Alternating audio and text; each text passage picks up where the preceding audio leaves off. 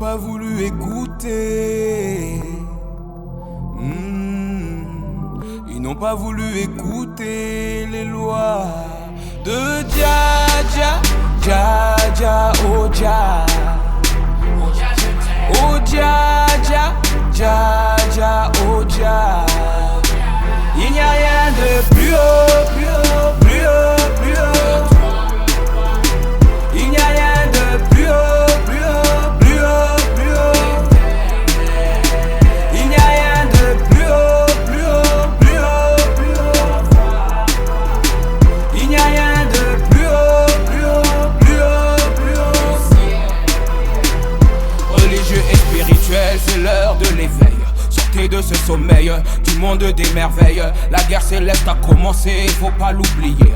Les genoux à terre, commencez à l'implorer. Ça fait beaucoup d'années que les humains n'ont pas géré. Pourtant les messagers ont tout bien expliqué. Malgré ça les gens ne font que pécher sans hésiter. Personne pour s'aimer et ni s'entraider. Je ne vois que de la misère, partout les mêmes galères. Du stress et de l'adultère, tous dans le feu éternel de Dja.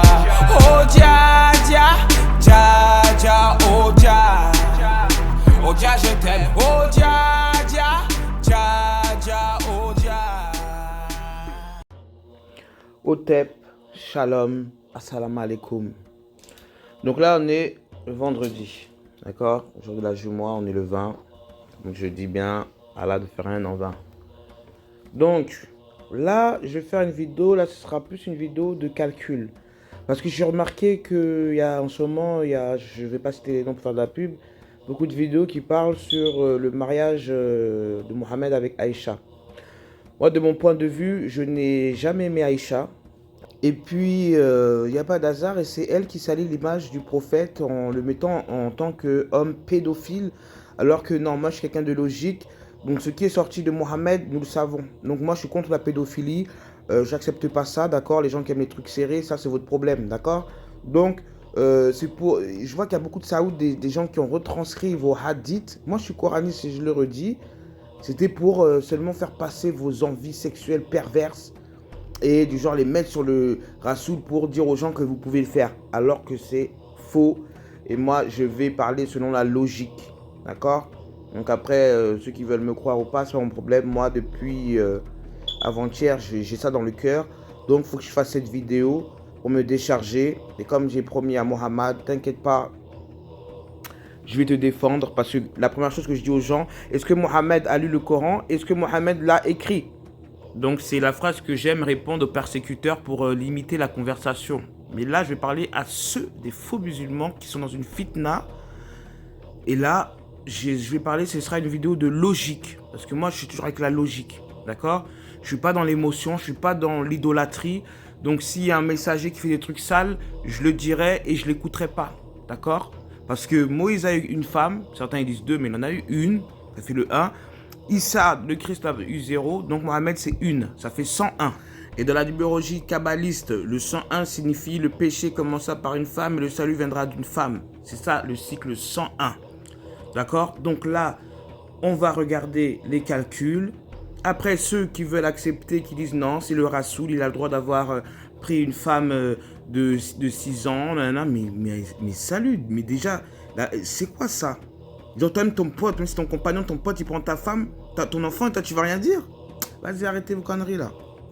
Donc, Mohamed, eux, ils mettent Mahomet parce que Mahomet, c'est le faux semblant de Mohamed. C'est-à-dire que c'est lui le démon, c'est Baphomet. C'est les lettres, ils mangent juste Baph, c'est pareil. Est né le 22 avril 571 à la Mecque. Ça, c'est vrai. Parce que quand vous regardez l'éphéméride du 22 avril, nous tombons sur le jour de Alexandre. Et on va regarder la signification de Alexandre. Donc, quelle signification? Alexandre vient du grec Alexandros et signifie qui protège les hommes. De Alexo, protéger, et Andros, l'homme, ou bien qui repousse l'ennemi. Le verbe Alexo ayant aussi le sens de repousser et le terme Andros se comprenant alors dans le sens d'adversaire. Donc, Mohamed est venu déjà vous protéger. D'accord? Protège les hommes. C'est-à-dire que Mohamed, c'est l'aide. Il y a le mot aider à la fin. Mohamed. Donc, c'est-à-dire du verbe est sorti l'aide. Et c'est Mohamed. D'accord? Donc, il est né le 22 avril 571. Et là, je vais vous montrer les calculs maintenant. Et après, on parlera de sa mort. Donc là, on a le 22 avril 571. Donc, pèlerinage 2 plus 2, ça donne 4. Avril, c'est le 4e mois. 5 plus 7, 12 plus 1, 13. Donc, ça fait le 13. On le garde. Qui nous donne le 4. D'accord? Donc, ça reste un 4, 4, 4, 4. Qui nous donne 12. 12e imam. Donc, c'est le dernier. Les 12 rayons du soleil. D'accord? Donc, je vais prendre de ce sens-là. Vous savez très bien. Donc, je vais mettre 3 et 1. Donc, c'est pour montrer que ça reste le 4. Et je vais rajouter 4 et 4. Donc, ça donne 344. Donc là, on va lire la sourate 3, verset 144. Pour vérifier si c'est ça, si je suis dans le hack. D'accord. Donc là, on a la sourate 3, verset 144. Je descends, voilà. Donc, Muhammad n'est qu'un messager. Des messagers avant lui sont passés. S'il mourait donc ou s'il était tué, retournerez-vous sur vos talons? Quiconque retourne sur ses talons ne nuira en rien à Allah et Allah récompensera bientôt les reconnaissants. Mohammed n'était rien de plus qu'un messager comme les autres messagers d'avant lui. S'il devait mourir ou se faire tuer, retournerez-vous sur vos talons? Quiconque se retourne sur ses talons ne nuit en rien à Allah, le moins du monde. Allah récompense ceux qui sont reconnaissants. Mohammed n'est qu'un messager, d'autres messagers sont passés avant lui. S'il mourait ou était tué, retournez-vous sur vos talons? Allah vous pose la question. Quiconque retourne sur ses talons ne nuira en rien à Allah. Allah récompense les reconnaissants. Et Mohammed n'est qu'un messager comme beaucoup de messagers qui sont passés avant lui. S'il meurt ou est tué, retournerez-vous sur vos talons?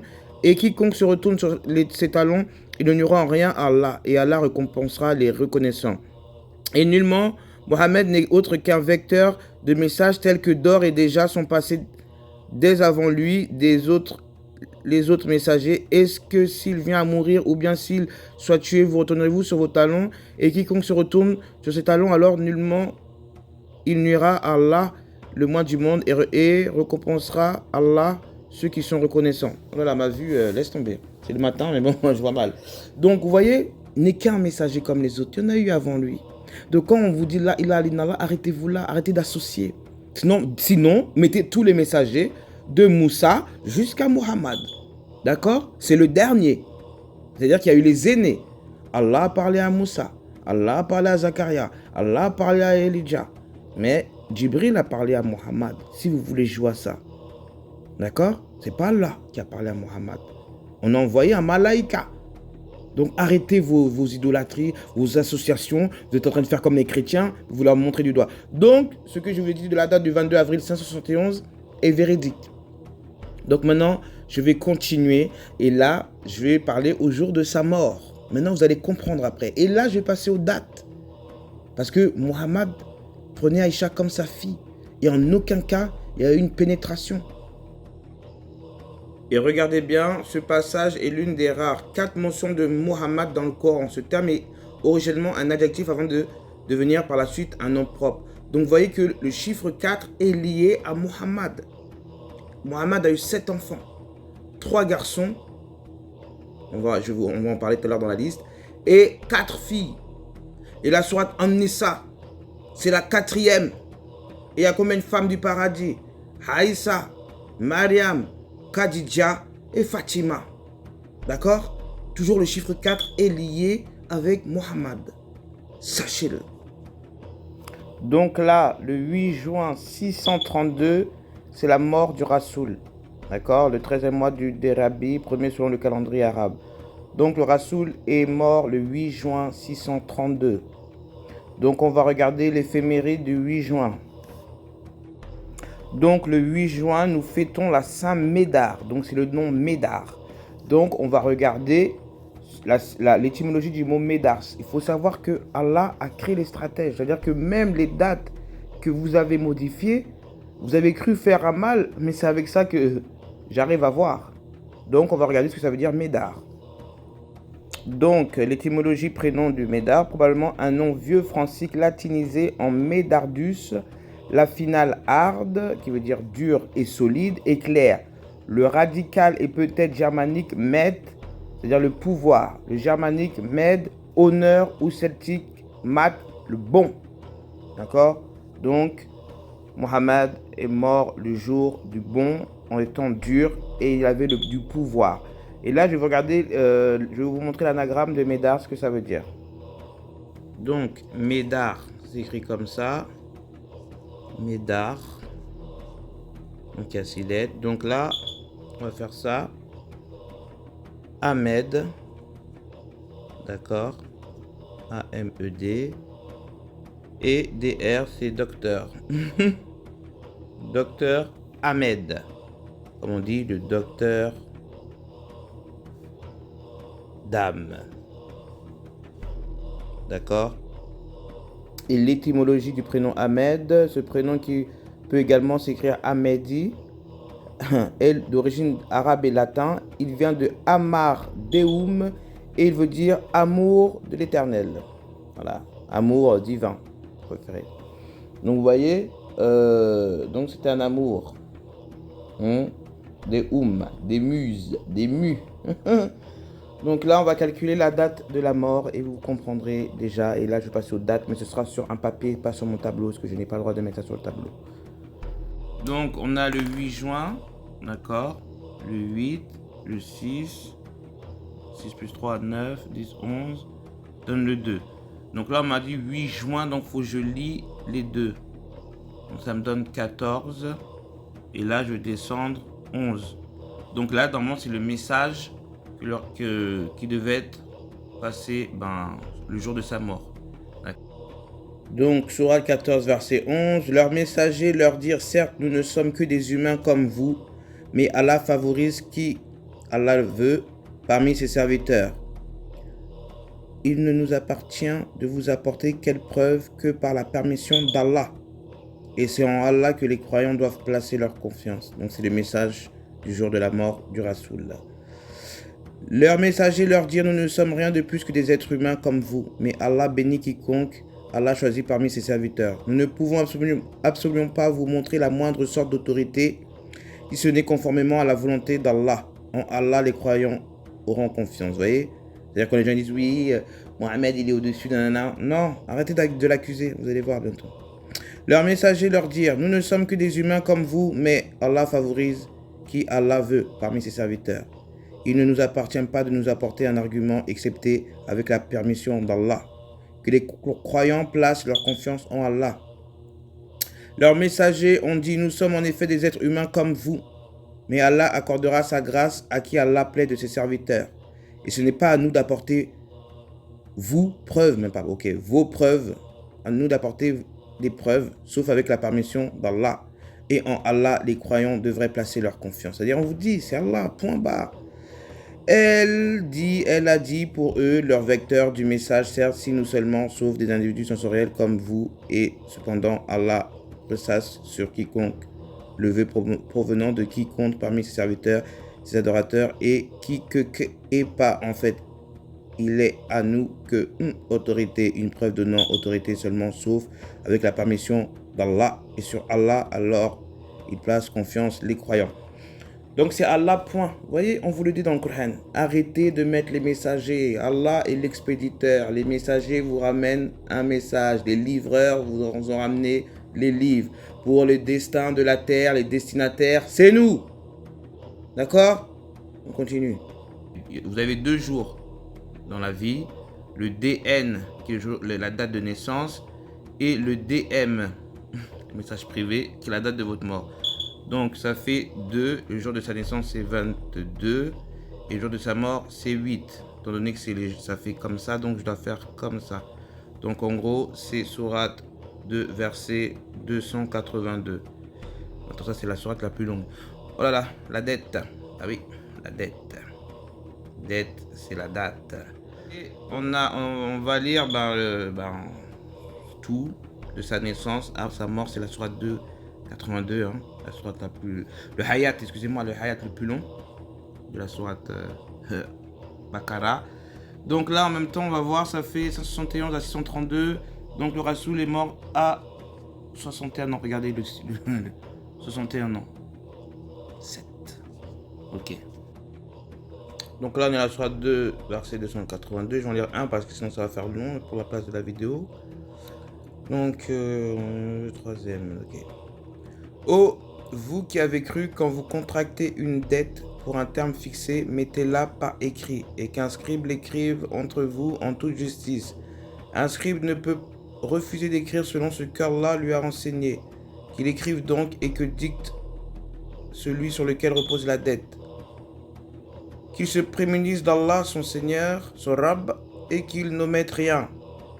Mais si celui sur lequel repose la dette est mentalement incapable ou faible, ou incapable de dicter, que son tuteur dicte alors en toute justice. Faites-en témoigner par 2 témoins d'entre vos hommes, et à défaut de 2 hommes, un homme et 2 femmes d'entre ceux dont vous agréez comme témoins. Ainsi, l'une d'elles s'égare, l'autre pourra le rappeler. Les témoins ne doivent pas refuser quand ils sont appelés, et ne vous lassez pas de l'écrire, qu'elle soit petite ou grande pour son terme. Cela est plus équitable auprès d'Allah et plus droit pour le témoignage, et plus susceptible d'écarter le doute, sauf dans le cas d'une transaction immédiate que vous négociez entre vous. Dans ce cas, aucune faute ne vous sera reprochée si vous ne l'écrivez pas. Prenez des témoins quand vous concluez un contrat, et qu'aucun tort ne soit fait à un scribe ou à un témoin. Si vous en faites, cela sera de la méchanceté de votre part. Prémunissez-vous d'Allah. Allah vous enseigne et Allah est connaissant de toutes choses. Donc vous voyez, en fait là c'est une parabole qui est cachée. C'est-à-dire que quand ils ont eu la citation, quand le Rasoul avait les révélations, il y avait toujours des témoins. D'accord? Parce que là c'est comme s'il dit qu'il n'a pas écrit. Je sais pas. Ou se rapprocher, c'est-à-dire, et plus susceptible d'écarter de tout le doute, sauf dans le cas d'une transaction immédiate que vous négociez entre vous. Dans ce cas, aucune faute ne vous sera reprochée si vous ne l'écrivez pas. Prenez des témoins quand vous concluez un contrat. Tu vois, en fait, c'est comme si les pages du Coran, c'était pour vos dettes. En fait, c'est pour enlever votre dette vis-à-vis d'Allah. En fait, c'est ça le code que je viens de comprendre. C'est-à-dire qu'on vous envoyait pour justement, avec les prières, s'enlève votre dette. C'est-à-dire vos péchés, vos dettes. Et ça veut dire aussi date. Donc, ça veut dire que c'est ça. C'est-à-dire que le Rasoul a fait sa mission. Que l'Éternel le bénisse là où il se trouve. Maintenant, nous allons passer aux dates. Donc là, j'ai mon petit papier que j'ai noté, d'accord? Donc, en 556, il y a eu la naissance de Khadija, d'accord? Donc, elle a 15 ans de plus que lui, donc on met 556 plus 15, ça nous donne 571. 22 avril, c'est la naissance de Muhammad. D'accord? Donc, 25 ans plus tard, Mohamed a 25 ans.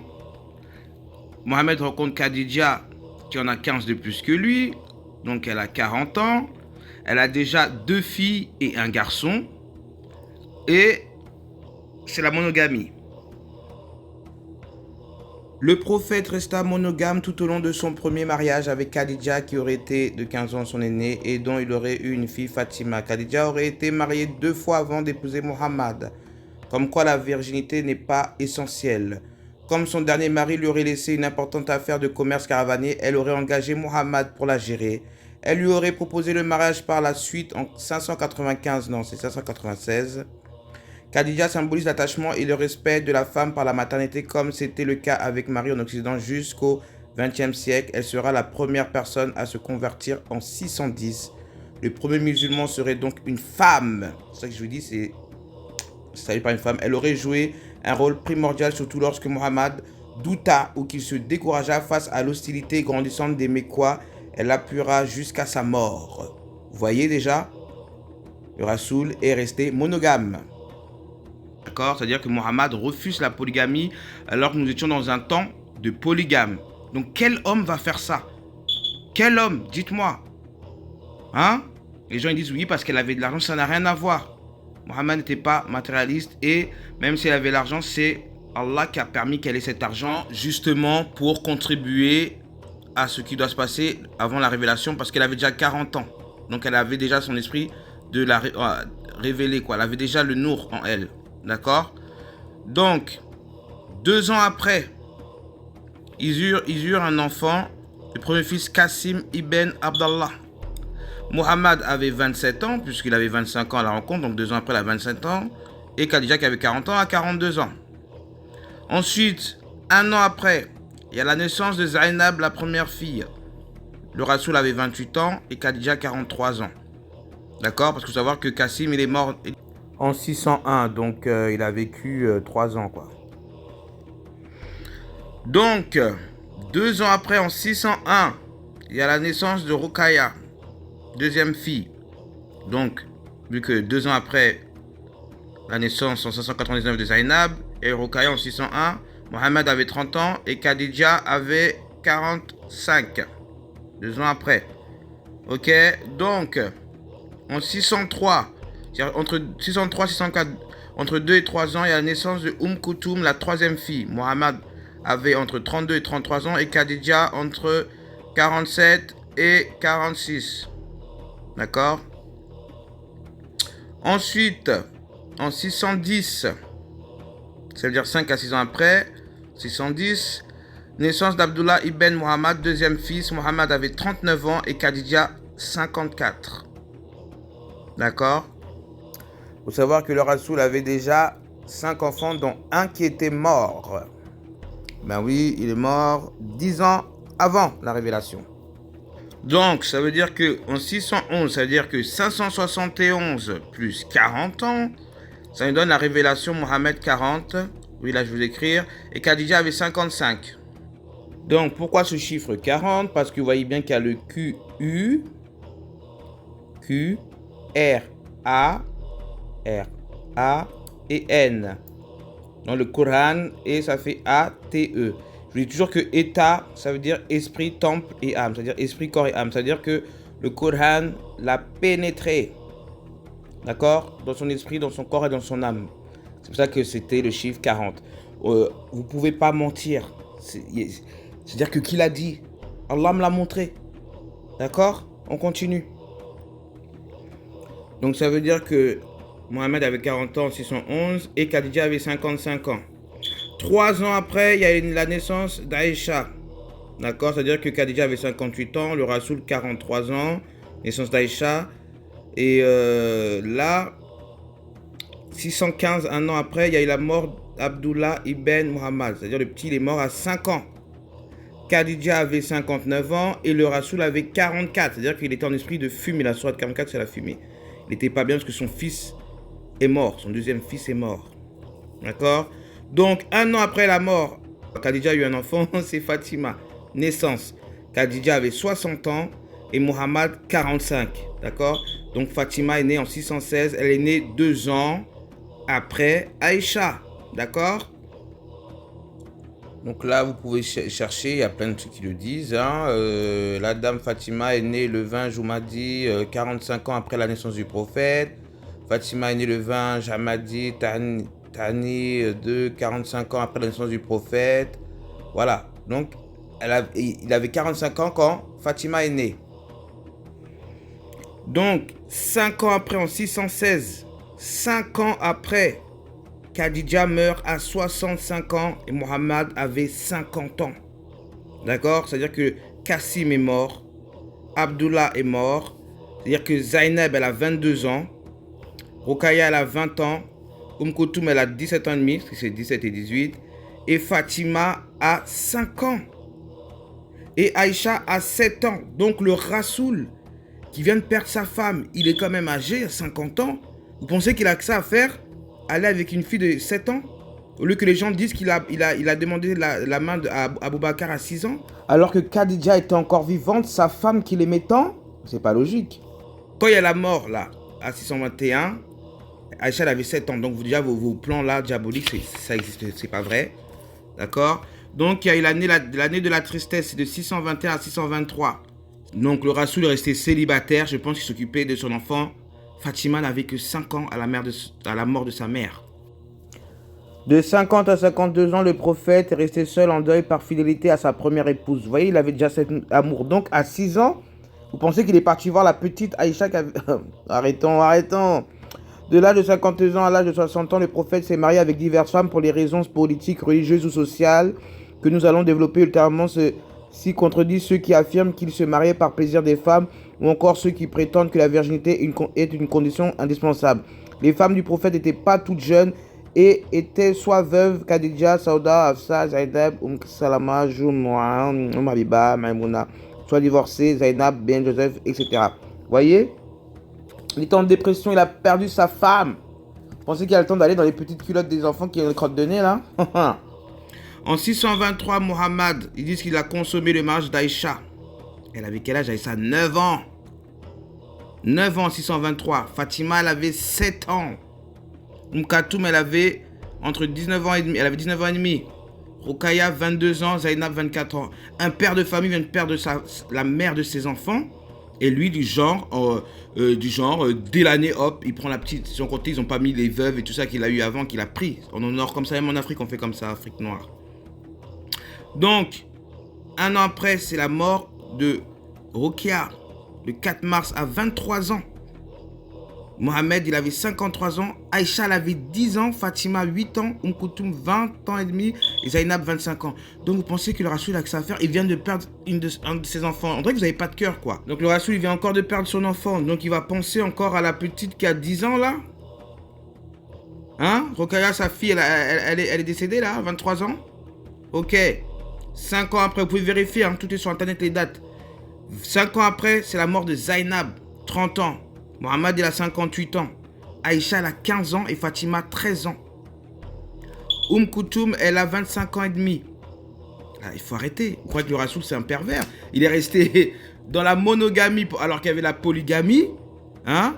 2 ans de tristesse, il n'a pas touché de femme. Il ne voulait pas parce qu'il a perdu Khadija qui était tout pour lui. Sa mère, sa femme, c'était tout. Et il pense à aller avec une petite fille de 15 ans au lieu que sa fille elle a 13 ans. Je vais vous expliquer après. Un an après, mort de Koutoum. Sa fille, elle est morte à 26-27 ans. Elle est morte. Mohamed, il avait 59 ans. Aïcha, elle avait 16 ans. Et Fatima, elle avait 14 ans. D'accord? Parce qu'il faut... Je me dis, ouais, mais comment c'est l'âge? On a dit que Fatima est née quand le Rassoul avait 45 ans. D'accord? Quand il avait 45 ans. Donc voilà, c'est là. Mohamed, 45 ans. D'accord? Donc... Non, mais là, les gens, ils me rendent ouf. Donc, Aïcha, elle avait 16 ans et Fatima, 14 ans. Maintenant, 2 ans après, mort d'Ibrahim avec l'enfant de Mariam. Il avait 1 an, 10 mois et 26 jours. Il faut savoir qu'il est né l'année où Koutoum, elle est décédée à 27 ans. Je n'ai pas marqué sur le papier, mais cette année-là où il est né. Parce que moi, je me concentrais sur Khadija. D'accord? 5 mois après, c'est-à-dire que madame, 5 mois après, le Rassoul, il est mort. Fatima, elle avait 16 ans. Le Rassoul est mort à 61 ans. Vous voyez les inverses? Et Fatima est mort la même année. Et Aïcha avait 18 ans. Donc, à quel moment? Fatima est morte après. C'est-à-dire qu'il y a eu 3 morts en 632. Donc, vous voulez accuser Mohammed de pédophilie au lieu que sa vie est remplie de révélations et de morts physiques. C'est-à-dire qu'il était rempli dans l'invisible. D'accord? Mais dans le physique, il était détruit. Il a perdu tous les gens qui l'aimaient. Et vous montrez que Fatima, elle est morte à 18 ans? Non, elle est morte à 16 ans. L'inversement, elle était liée à son père. Ça fait les chiffres à inverser. D'accord? Donc, elle est où, Aïcha, là? Hein? Maintenant, on va lire les autres choses, là. Parce que moi, ça m'énerve. Quelqu'un qui a eu cette vie n'a pas le temps de penser à des trucs sataniques, démoniaques, de Belzébuth. Non! C'est vous qui avez créé ça parce que vous voulez faire coucher avec des enfants. Mais c'est pas le Rassoul. Le Rassoul n'avait pas le temps. Il avait tellement de douleurs, vous n'avez même pas pitié. Et je vous jure qu'au jugement de la dernière, vous allez voir. Voilà. Les derniers jours de Mohammed. Prologue, dessine-moi un prophète. Le lundi 8 juin 632 meurt Mohammed. Quel mal a emporté le prophète? Pourquoi n'est-il enterré que dans la nuit du mercredi alors qu'il avait demandé à être inhumé le jour de son décès? Que s'est-il passé pendant ces 2 jours? Où sont ses compagnons? En cherchant dans les textes sunnites et chiites des réponses à ces énigmes, l'ouvrage éclaire un moment clé de la construction de l'islam. Il restitue son humanité et sa place dans l'histoire à celui que ses contemporains voyaient comme un homme mortel. Le statut d'abstraction sacrée que Mohammed a acquis par la suite est la conséquence directe de l'interdiction de le représenter. Ce dogme de l'islam sunnite est aussi la cause profonde des crimes commis par les fanatiques qui, ne pouvant répondre aux caricatures par des représentations idéalisées, ont recours aux fusils mitrailleurs à l'ère de l'image. L'islam a avant tout besoin d'une réforme esthétique. Les derniers jours de Mohammed, Tabouk, la dernière expédition. Après l'Égypte en 622, Mohammed, jusqu'à la Pacifique, multiplia les exploits militaires pour convertir les infidèles, puis mis au défi par des Juifs de prouver son statut d'envoyé d'Allah.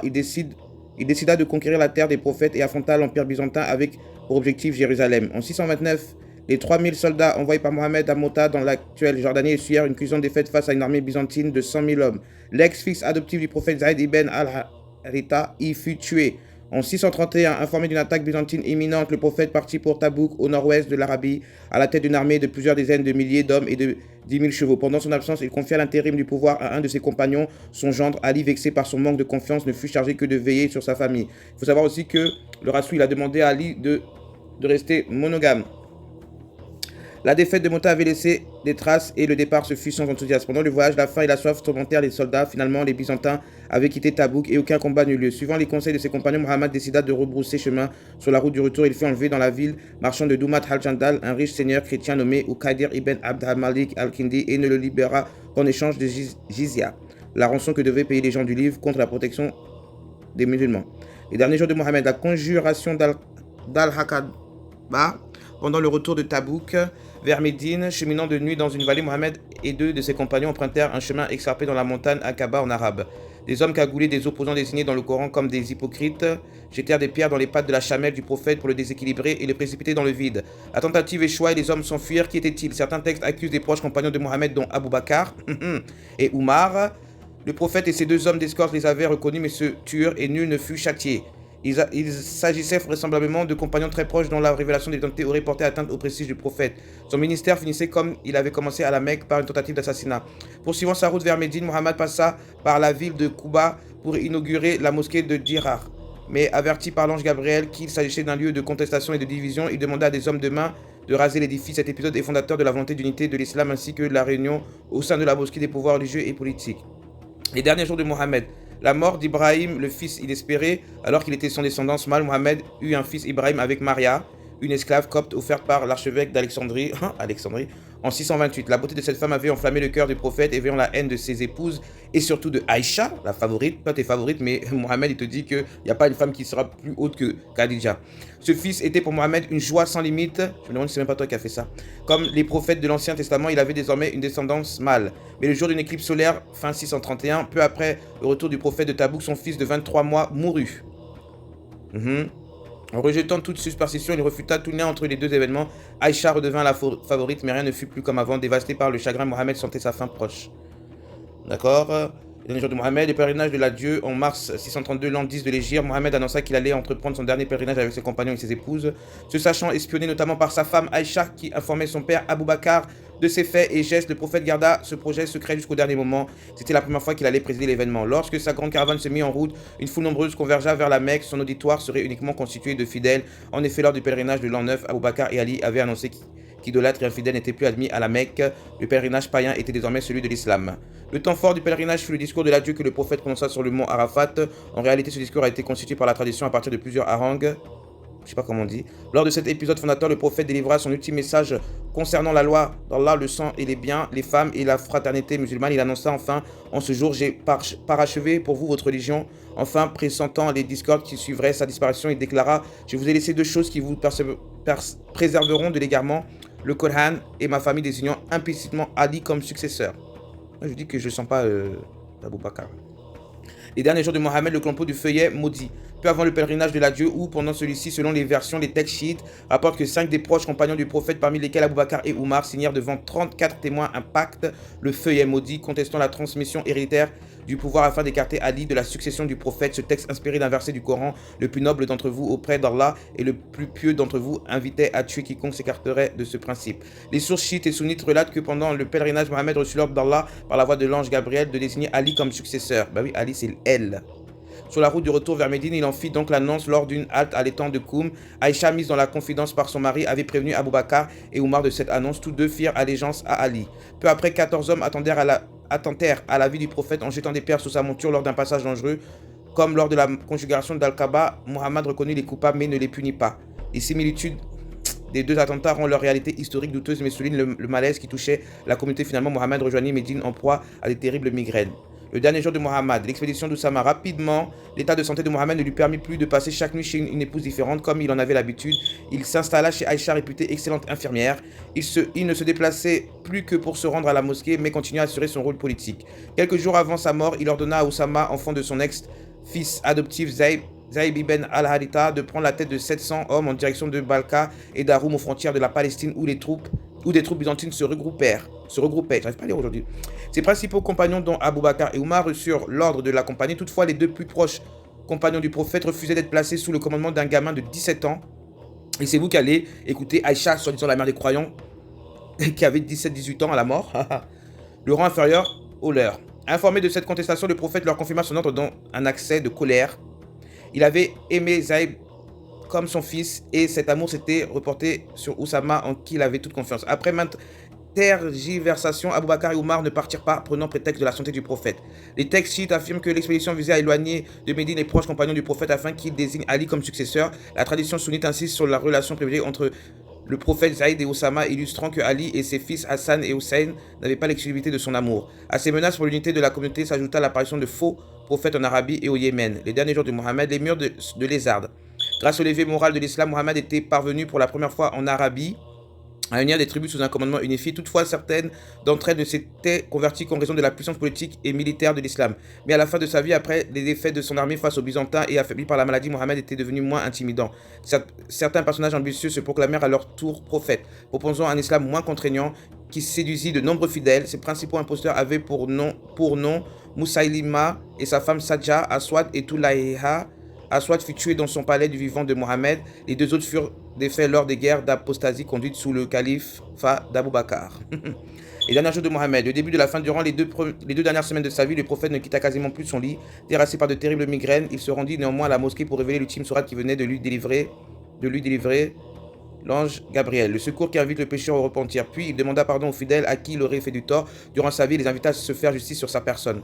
Vous voyez comment elle est gentille. À l'étonnement général, un homme déclara vouloir rendre à Mohammed le coup de fouet qu'il lui avait jadis donné par accident. Le prophète accepta. Abou Bakr, Oumar, Ali, Hassan et Hussein proposèrent de prendre sa place, mais l'homme refusa avant, finalement de se jeter dans les bras de Mohammed. Le prophète quitta la mosquée après avoir rendu hommage à la loyauté de Abou Bakr, le premier à avoir suivi dans sa mission prophétique, et à la rigueur de Oumar. 3 jours plus tard, il demanda à un affranchi de le conduire au cimetière de Baki al-Ghaqqad pour saluer les morts. Là, Mohammed lui révéla que Allah lui avait donné le choix entre le paradis en sa compagnie et une vie terrestre éternelle et opulente et qu'il avait choisi le paradis. La tradition chiite affirme que c'est Ali qui l'accompagnera au cimetière. Le successeur du prophète hériterait de son rôle politico-religieux mais aussi de son immense fortune constituée par les prélèvements considérables qu'il effectuait sur les butins des razzias, les rançons et les impôts. L'héritage matériel de Mohammed ne laissait pas insensible les membres de sa famille ni ses compagnons que la tradition décrit comme animés d'une grande avidité.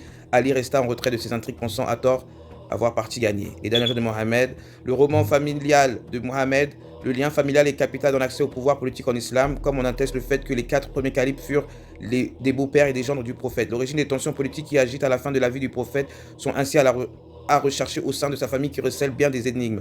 Tout d'abord, des recoupements de dates de mariage, de naissance et des décès issus de la tradition indiquent que Mohammed serait né 4 ans après la mort de son père. Le prophète serait-il né d'un adultère? Par ailleurs, le nom de son père, Abdallah, l'esclave d'Allah, est anachronique, ce nom de Allah étant apparu avec le Coran. Il pourrait néanmoins s'agir de la divinité pré-islamique du même nom. Le prénom du prophète est quant à lui inconnu, Mohammed étant un surnom signifiant le plus loué.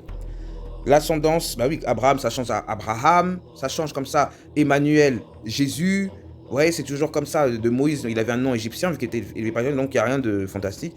L'ascendance du prophète reste mystérieuse, les mépris avec lesquels les Qurayshites de la Mecque le traitent interroge. Selon la version officielle, son grand-père Abdallah Muttalib fut élevé à Médine par sa mère Salma, une femme de haut rang, ayant répudié son mari Hachim. L'enfant fut ensuite ramené à la Mecque par son oncle paternel Muttalib et présenté comme son esclave. Pourquoi avoir caché son identité véritable? Mohammed ne serait-il pas un vrai Qurayshi de la tribu des Hachemites, mais le petit-fils d'un esclave? Mohammed épousa Khadija, avec qui il forma un couple parfait et dont il eut une descendance exclusivement féminine. Après la mort de Khadija, Mohammed épousa selon les versions 13 ou 15 femmes. En tout ça.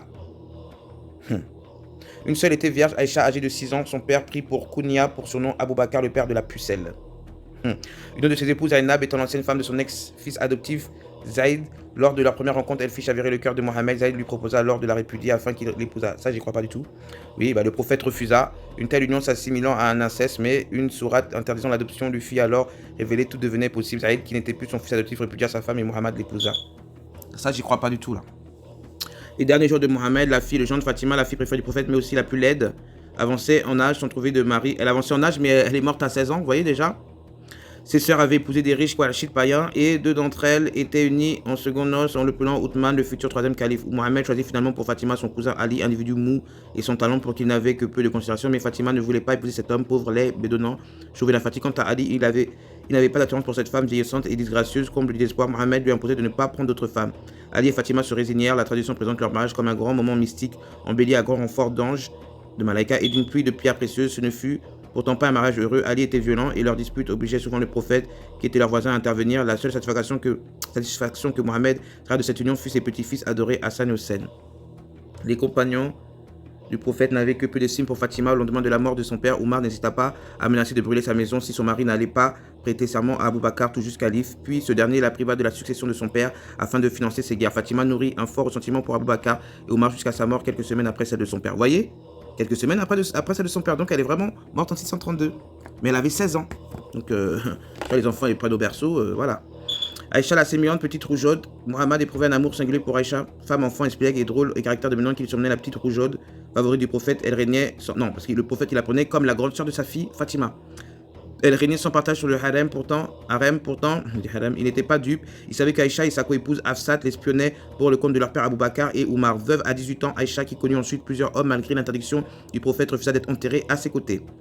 La favorite se trouva au centre de l'incident du Ifk, la calomnie. De retour de la bataille de Moutaïsi, elle s'éloigna de la caravane de Mohammed qui partit sans elle. Un jeune et beau bédouin la trouva et la raccompagna à Médine. Les bruits d'infidélité qui coururent conduisirent son mari à envisager le divorce. Oussama, le fils de son ex-fils adoptif Zaïd ibn al-Haritha, lui conseilla de retenir le bénéfice du doute. Ali, en revanche, plaida pour la répudiation. Une haine féroce unirait désormais la femme et le gendre du prophète. Finalement, une sourate fut révélée au prophète qui annonce innocenta Aïcha et tout rentra dans l'ordre. Attendez, ça n'en finit plus là. Bon, c'est trop. Je ferai une autre parce que j'aurai pas de place pour la vidéo en fait. C'est dommage, je lirai plus tard la source.